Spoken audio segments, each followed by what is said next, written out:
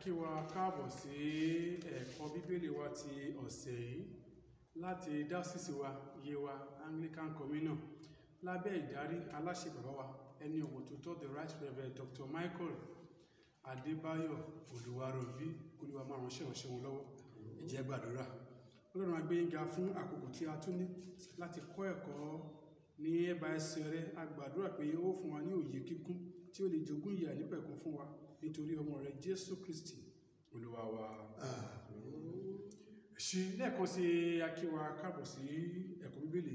Bàbá wa ẹ bá wa ṣàfihàn ara yín fún àwọn aráalé. Mo kí gbogbo ìjọ lápapọ̀, oore ọ̀fẹ́ yìí kò ní gbọ́sọ̀ lọ́wọ́ wa. Àmín. Orúkọ tèmi ni Sunday Ọ̀pákọ́lé láti ìjọ St. Paul Anglican Church Owódé Yewa. Ṣé bàbá wa bá wa ṣàfihàn ara yín fún àwọn aráalé. Ẹ ṣé sà, ẹ kí gbogbo aráalé. Orúkọ tèmi ni arákùnrin Tètèdé Joseph láti ìjọ wa tó wà ní Emmanuel Anglican Church Owódé Archdeacon. Ṣé àwọn ẹ̀yin wa láti Archdeacon wa lówódé Yewa Diocese. Orúkọ tèmi ni Reverend Ọ̀ṣọ́ Oríyọmí. Lónìí tí í ṣe ọjọ́ 52 so ọjọ́ ìsinmi tó ṣáájú Kérésìmesì, ẹ̀kọ́ 52 ọjọ́ ìsinmi tó ṣáájú Kérésìmesì ni à ń wo àkórí tí í ṣe eré ìje Kìrìsìtẹ́nì bí a ti ń gbé yẹ̀wò.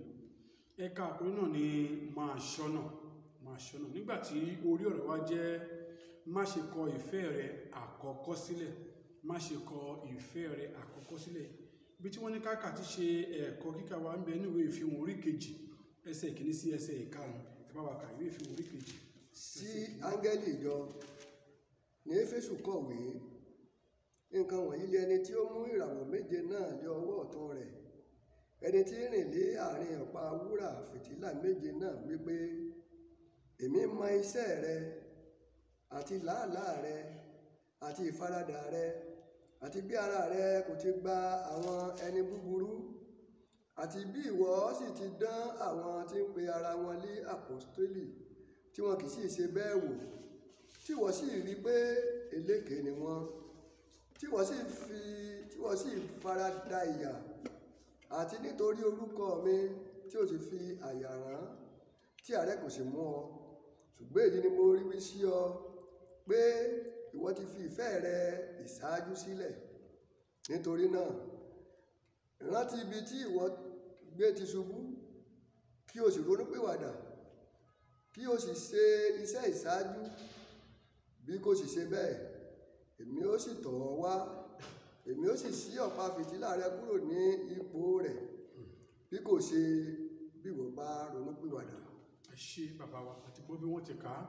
Kí ayára wo èròǹgbà wa àkọ́kọ́ ní láti rán wa létí ìfẹ́ àti ìtara wa àkọ́kọ́ fún ìtànkálẹ̀ ìhìnrere. Èròǹgbà kejì láti tawájú pé a ní láti ṣọ́ra kí a má ba pàdánù ìfẹ́ àkọ́kọ́ náà. Àti èròǹgbà kẹta láti jíròrò lórí ewu tí ó wà nínú sísọ ìfẹ́ àkọ́kọ́ nù. Olúwa ràn wá lọ́wọ́. Ọ̀rọ̀ àkóso wa. Àwọn onígbàgbọ́ ní Éfésù ru àjàgà wọ́n sì ṣe làálàá, àárẹ̀ kò sì mú wọn nítorí Kristi. Síbẹ̀síbẹ̀ wọ́n kọ ìfẹ́ wọn àkọ́kọ́ sílẹ̀, èyí tí ó jẹ́ ìfọkànsìn sí Kristi àti ìfẹ́ àwọn ará, gẹ́gẹ́ bí a ti rí nínú ìjọ àkọ́kọ́ yìí ní ìwé Ìṣe àwọn Àpọ́stélì yẹn orí 2 ẹsẹ̀ 24 sí 47. Bákan náà ìwé Éfésù orí 1 ẹsẹ̀ 15 sí ẹsẹ̀ 20. Ìyapa wà láàrin wọn nínú ìwé Éfésù orí 4 ẹsẹ̀ 1 àti orí 6 ẹsẹ̀ 24, débi pé wọ́n kọ ìfẹ́ ara wọn sílẹ̀. Àwọn àpọ́stélì Jòhánù alàgbà kìlọ̀ fún wọn nípa àìbìkítà yìí. Ó sì gbà wọ́n níyànjú pé kí wọ́n padà sí ìfọkànsìn àti ìfẹ́ wọn àkọ́kọ́. Bí bẹ́ẹ̀ kọ́, ìmọ́lẹ̀ ìrere ni a ó mú kúrò lọ́dọ̀ wọn. Wọ́n ń kọ́ wa lónìí nípa ìfẹ́ wa àkọ́kọ́ tí a ti jẹ́wọ́ nípa Kristi, ìtara tí a ti fi bẹ̀rẹ̀ iṣẹ́ ìrere wa, àwọn ìtara tòótọ́ tá a jogún lọ́wọ́ àwọn baba ńlá wa, tá a jogún lọ́wọ́ àlùfáà àgbàanì, tá a ti fi bá iṣẹ́ Ọlọ́run bọ̀ pé kí kí a ṣọ́ra kí a sì kíyèsára kí a má bàa sọ ìfẹ́ yìí nù nítorí pé ó ṣe iyebíye Ọlọ́run sì nífẹ̀ẹ́ sí. Mo gbàdúrà pé oore ọ̀fẹ́ tá fi ní sọ ìfẹ́ yìí nù àti pé bóyá àwa tá a ti sọ ní oore ọ̀fẹ́ tá ó sì padà tí a ó fi padà sí ìfẹ́ náà débi pé a ó lè ṣe iṣẹ́ Ọlọ́run pẹ̀lú ìtara pẹ̀lú ìgbóná ọkàn délé ológo lórúkọ Jésù. Oore ọ̀fẹ́ bẹ́ẹ̀ Olúwa yọ̀ǹda fún wa. Àmín. Àwọn bàbá wa bá wa tan ìmọ́lẹ̀ sí nígbà tí a bá ń wo àwọn ìbéèrè wa fún ìjíròrò. Ìbéèrè àkọ́kọ́ bá wa wọ́n ní láti inú Éfésù tí a kà orí kìíní, ìwé ìfihàn tí a wò yẹn orí kejì ẹsẹ̀ sí kẹta àti ìwé Éfésù orí kìíní ẹsẹ̀ ìkẹẹ̀ẹ́dógún sí ẹsẹ̀ ogún. Wọ́n ní ká ṣàyẹ̀wò ìtara àti ìfẹ́ àwọn kìrìsìtẹ́nì ará Éfésù. Praise the Lord. Hallelujah. Tí a bá ṣàkíyèsí ìtara àti ìfẹ́ àwọn kìrìsìtẹ́nì ará Éfésù, a rí pé Pọ́ọ̀lù ó gbàdúrà fún àwọn ará Éfésù, ó fi àdúrà ràn wọ́n lọ́wọ́ nípa pé ó rí ìtara wọn. Tó ní ìtara wọn nígbà tó rí Kò sì fẹ́ kí iná ìrere yẹn kó kú. Ó wá gbàdúrà fún wọn. Tá bá ṣàkíyèsí ibi tí wọ́n ní ká yẹ̀wò yẹn, Éfésù orí kìíní yẹn, tá bá kẹsẹ̀ kẹẹ̀ẹ́dógún àti kẹrìndínlógún yẹn, ó ní nítorí èyí èmi Pọ́ọ̀lù nígbà tí mo ti gbúròó ìgbàgbọ́ tí ń bẹ láàrin yín nínú Jésù Olúwa àti ìfẹ́ yín sí gbogbo àwọn ènìyàn mímọ́, èmi kò sinmi láti máa dúpẹ́ nítorí yín àti láti máa dárúkọ yín nínú àdúrà mi. A rí pé nígbà tí Pọ́ọ̀lù ti gbúròó ìgbàgbọ́ tó wà láàrin wọn, láàrin ara wọn nínú ìjọ, pé ìfẹ́ àtọkànwá ni kì í ṣe ìfẹ́ ẹ̀tàn, ìfẹ́ àìṣẹ̀tàn gẹ́gẹ́ Bíbélì sọ fún wa, ó wà láàrin wọn nínú ìjọ yẹn.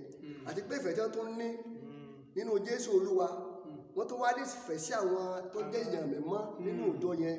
Òyìn wá mú kí Pọ́ọ̀lù wá fi ìtara kó gbàdúrà fún wọn pé ìjọ yìí iṣẹ́ yóò máa tẹ̀síwájú ni pé òun ò fẹ́ kó lọlẹ̀, pé kí náà rẹ̀ má kú. Oore ọ̀fẹ́ tí àtìgbàgbọ́ táwa náà fi ní oore ọ̀fẹ́ yìí tọ́lọ́ fi máa kí àwa náà tá fi lè máa tan ìrìn síwájú Ọlọ́run á fi fún wa. ẹ ṣé àmín. Bàbá wa ti bá àtọ̀mọ́lẹ̀ sí i.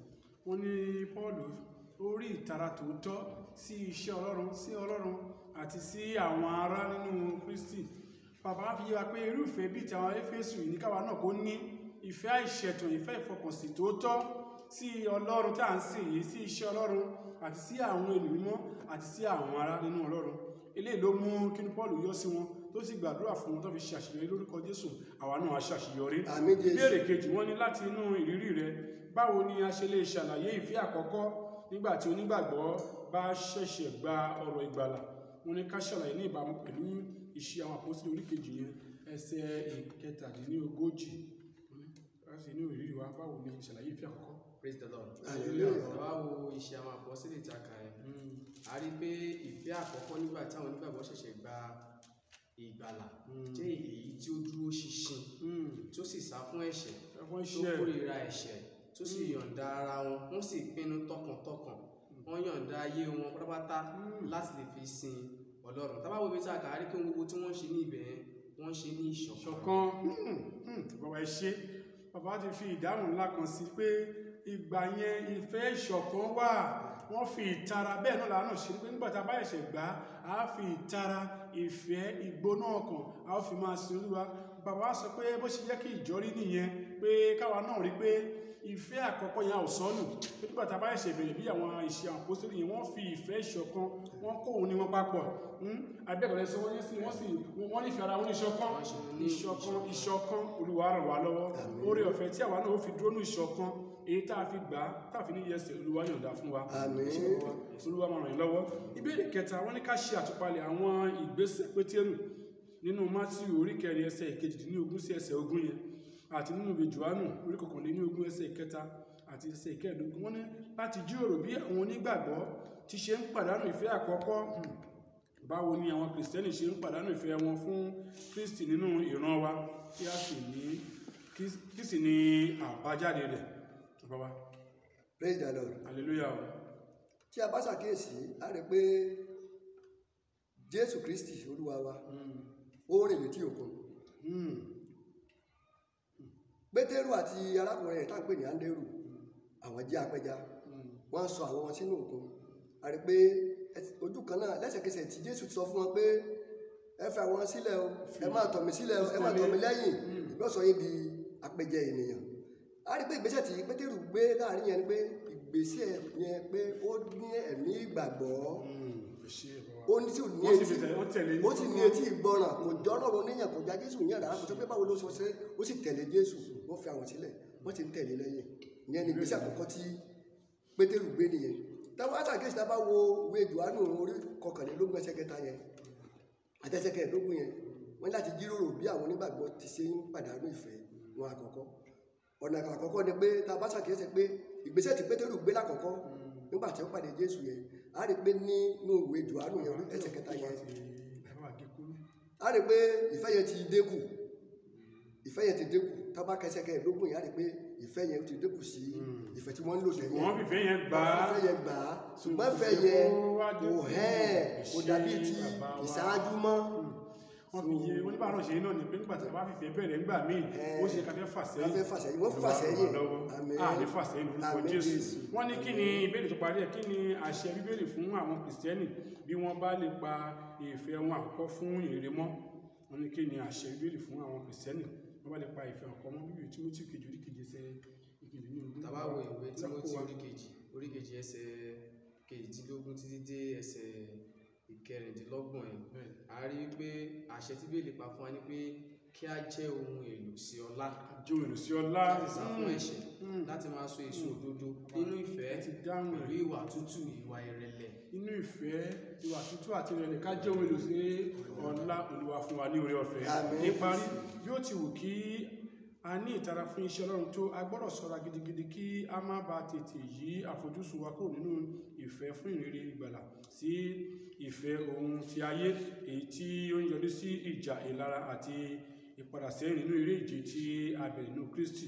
Olúwa ràn wá lọ́wọ́ fún ìrònú bí ó ti wù kí ìtara pọ̀ tó kò lè rọ́pò ìfẹ́ Kristi nínú àwùjọ Kìrìsìtẹ́nì ṣẹlẹ̀ wọ́n ní bó ti wù kó pọ̀ tó lè rọ́pò ìfẹ́ yẹn ní kókó. Olúwa ràn wá lọ́wọ́ ẹ jẹ́ ká wo àkọsórí wa lápapọ̀ ní ìwé ìfihàn orí kejì ẹsẹ̀ 4 kí ló rí o. ṣùgbọ́n èyí ni mo rí wí sí ọ pé ìwọ ti fi ìfẹ́ rẹ ṣáájú sílẹ̀. Olúwa ràn wá lọ́wọ́ àmín ẹ jẹ́ ká gbàdúrà Ọlọ́run ràn wá lọ́wọ́ àmín Jésù wọ́n jòjó tì wá àmín wọ́n jásẹ̀ fẹ́ wá nù àmín Jésù àmín Jésù Kristi Olúwa wa àmín.